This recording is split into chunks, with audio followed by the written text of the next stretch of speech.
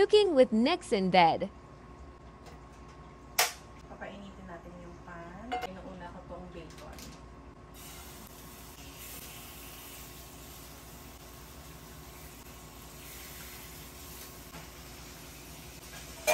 Tapos, mag-iinit na tayo for scrambled egg.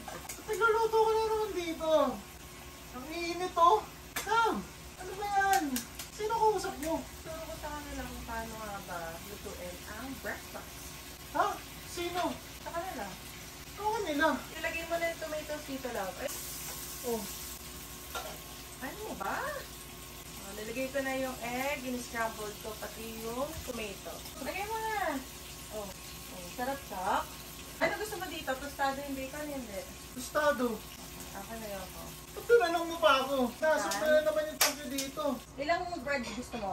Dalawa. Ito, okay na ako sa ganito. Okay na rin ako sa ganito. Tustahin ko na lang sa'yo, love, ah. Oo, sige. Sige, relax ka lang. Mabilis lang to. Ano ko relax? Dito ka na naman nagluluto. Ay, sarap! Okay na ba sa'yo to? Okay na yan. Ayan, lulutuin na lang natin siya, guys, ha? Walang asin no? Tsaka paminta. Lalagyan natin ng paminta kasi gusto daw ng paminta ng isa. Okay na yan. Wow, yung ganyan. Patayin natin yung apoy para sa loob, yun na lang yung lumuluto, yung init na lang niya. Ano to, cooking show? Guys, ganun lang kabilis ay, plating na natin agad.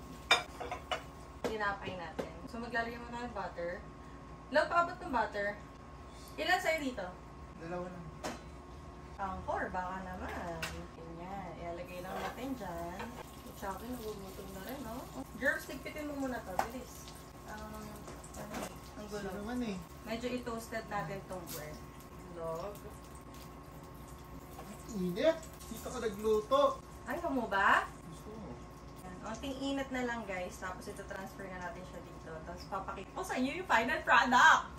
Okay, so since tapos na, okay na ako dito, satisfied na ako. Okay ka na ba dito sa ganyan? We're done! Egg omelette with cheese, tapos may bacon and baguette na may butter. Ang init. Ang init. Sarap? 1 to 10. At 10. 10, approve kinis. 11 sana kung hindi ka dito nagluto eh. Try nyo na!